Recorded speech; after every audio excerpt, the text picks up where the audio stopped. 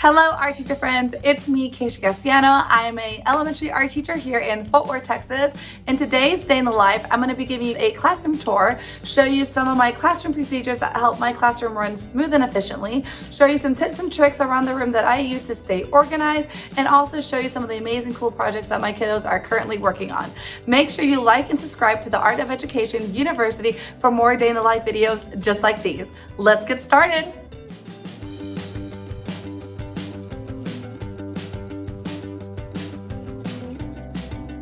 Every day before I leave for school, I always make sure I have my lunch ready to go with my snack. Sometimes it's a yogurt, banana, nuts or whatever. And then for breakfast, I always have eggs, coffee, and then water ready to go for the day. Okay, so this is the art teacher fit check.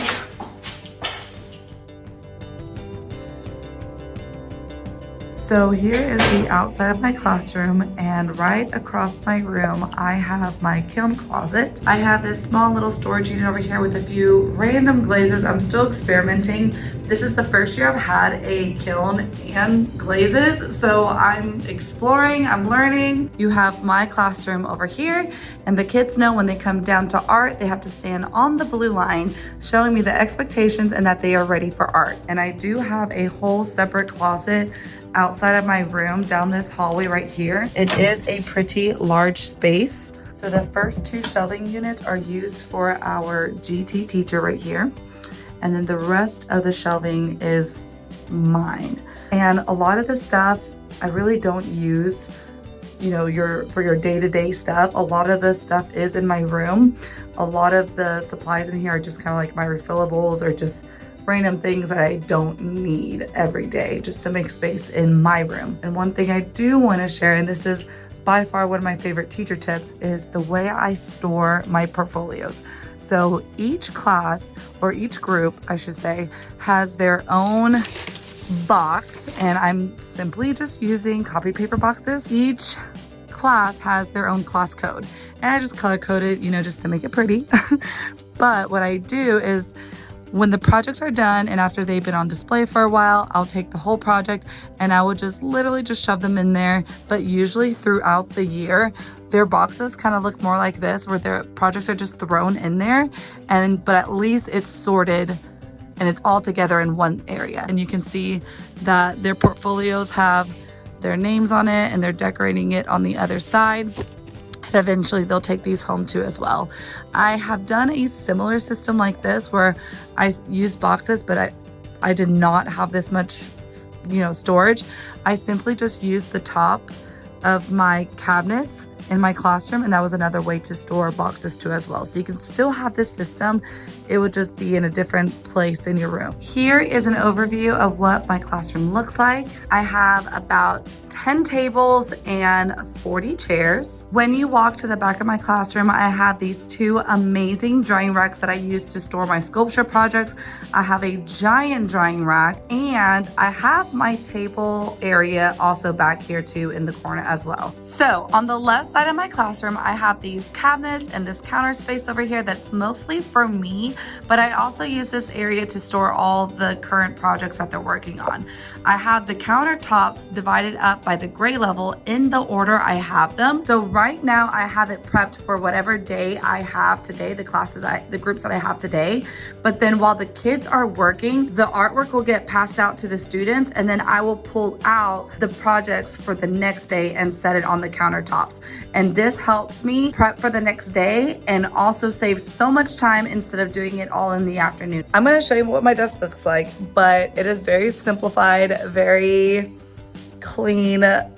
It looks like I do nothing, but I promise I do stuff. So this is my desk area. It's, like I said, it's very bland. There's not a lot. I have my trash can. I have my awesome artist bucket right over there. Like I said, I have my binder open, ready to go on the right side. And when I come over here, I literally just have this. This is what it looks like by the end of the day. Everything is put up. My docking camera, which it's its own creation too as well. It's not tall enough, so I had to get creative with doing that.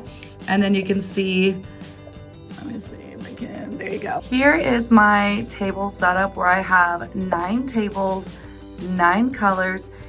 each table has 4 chairs except for our pink and purple. I've had to get creative with adding more tables because our class sizes are pretty large. And one thing I like to do, you can see that pink and purple table are purposely bigger. There's 4 tables connected here. And when I do explanations, sometimes I like to kind of have that college studio setup where we circle around and do demos instead. Okay, so this is the left side of my room, and this area is used for all of our community supplies and where we pass out all the stuff that we're gonna be using to make art. So you can see the tables only have pencils.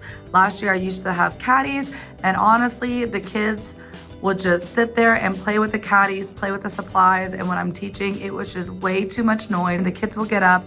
There is more movement in my room, but I honestly don't mind it. But they'll come over here to this area and they will just grab whatever they need. So for example, I have glue bottles, Sharpies, erasers, scissors, and then on the other side over here is where I have all the wet supplies, so like paint, watercolor, etc. As far as my sinks, I do have 3 sinks.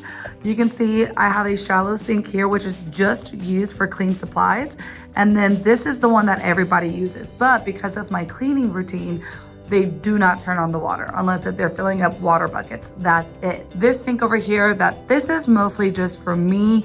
And when I do my deep cleaning, when I'm, whatever, this one's for me. So like, for example, right now I'm deep cleaning some glue bottle lids so I can replace and refill some of these glue bottles. Okay, so Kinder Friends are doing a cute rainbow project where we read the story the day the Crayons saved the rainbow.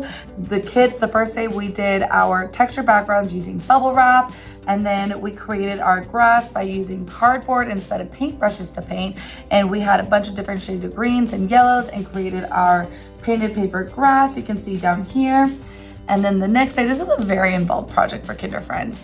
The next day we had different types of different strips, and we talked about the different parts of the crayon, how you have the triangular part so you can write on, and they cut the angles of the triangle. And then the last day they added the details of what a crayon looks like and gave each crayon a different facial expression. And my favorite is by far this little guy.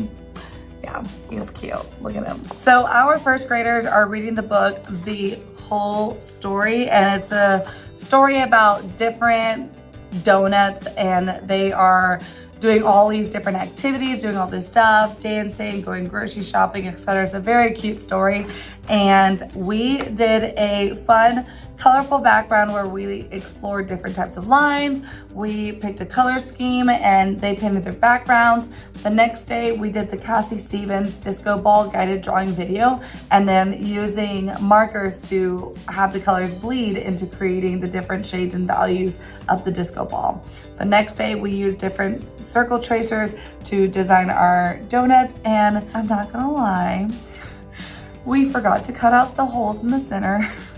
So they look more like dancing sugar cookies, but it's okay, they're still cute and they had fun. So that's all that matters, right? So here's a lot of other different projects that our first graders are working on. Okay, so my second grade friends read the story Dragons Love Tacos, and we read the first story and the second story.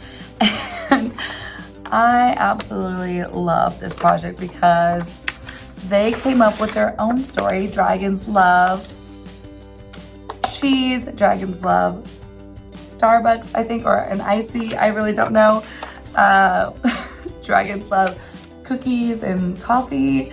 And it was so much fun because on our first day after we read the story, we did a guided drawing of a dragon. They got to design their dragons and kind of like give them little personalities. This one has a hat. This one, just the way it's decorated, is just super cute. So dragons love fries.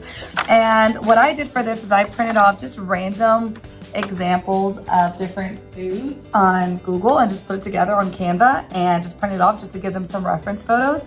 And they just picked a food and just drew them themselves. Some of them got creative and they just look so cute, so cute. So they are wrapping up their project this week where they are finishing painting and cutting and gluing their foods so we can see what everybody's story is. Okay, so third grade friends are exploring different types of plants and cacti.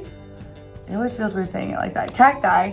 And I printed off this reference from Art with Miss E, where she has this great example of drawing different types of plants. And they are using watercolors to explore different shades and values and mixing colors together. And they're turning out so good. They got to design their own little bowls, create some wood textured lines with some oil pastels. And this is just a simple project. I think they did an amazing job of designing their own plants. So this is by far one of my favorite clay sculpture tips. I'm coming from a school that I never had access to a kiln, and I still found ways to incorporate clay projects, but after the kids painted on them, I'm gonna show you a little before and after, but here is a piece that I have not sprayed yet because they're not done, but you can see here, okay, very matted color. This is paint, and you can see it looks like it's been fired. It looks like it's been glazed. So you can see the difference.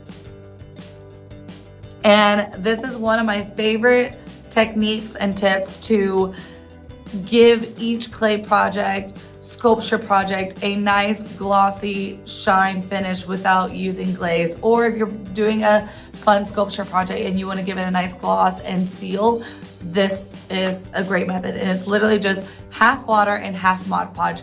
And these are by far my two favorite clay tips I can provide anyone, especially for art educators that don't have a kiln. Awesome Artist is something that I learned from my mentor back when I was student teaching 8 years ago, and I have honestly used it consistently every year. Really the only thing that I change is the prizes, but as far as like the actual like system itself with the cards, has been the same, and it has worked. It has helped me, and the kids go crazy about it and they love it. So what it is essentially is I go to Walmart, Target, I mean really can go to any store and I get the 12 by 12 album paper. So for example, these are some of like the more patterned ones. I'm not a big fan of these because you really can't see the handwriting, but here are some examples of like the smaller ones that I use sometimes. And you can just see there's all these like different patterns, prints, and the ones that I really like are the ones that look like watercolor paper, and it's like these very bright, vivid colors, and you can see here's some kind of like these like watercolor designs. But really all I write, and I have chicken scratch handwriting, y'all. I have always a good Sharpie on me, and I just put a few swirls, a few lines, and write Awesome Artist, and then their name. I went ahead and just used mine as the example, and then just from art, that's it. So usually when I'm making the Awesome Artist, the kids are sitting there quietly, and this is done at the last like minute before we leave for class. And I acknowledge the Awesome Artist. They do a big drum roll, and then when I announce the person, they give them a big clap. Give me a 2-finger drum roll. And today's Awesome Artist goes to Mr. Give a round of applause. Wait. I got this idea from the Busy Brush, and she talks about how she uses vinyl stickers. Y'all, these stickers, y'all. The kids are obsessed with these. I don't know. I mean, they're really nothing crazy. I mean, like, look, there's school's fun. I mean, there's a flamingo, like, but the kids love them. You can literally get a bundle of like 500 stickers for about $8. Well, I am gonna go home and relax. See you guys later. So I just got back home from school. You can see I got all my stuff here still. I'm also the type of teacher that I do not stay after school. I leave right at my contract time. Whatever doesn't get done can get done tomorrow morning. And I just like to use this time to fix myself an afternoon snack, play with my fur babies, and get ready for the gym. So when I get home, I usually always drop off my stuff in my little studio over here. I'm gonna go ahead and give you a little tour of that. I have this area right here where it has all of my private art lessons, camps, birthday party stuff. I suggest every teacher to buy an art cart. It is the best investment I've ever had. You can buy them literally anywhere. I really like mine because it's not that big. It's kind of a medium size and it is the perfect size for me. This is my Cricut station over here. And then when you come to the other side, I have my easel set up and I have my lovely desk station work area, which I am obsessed with.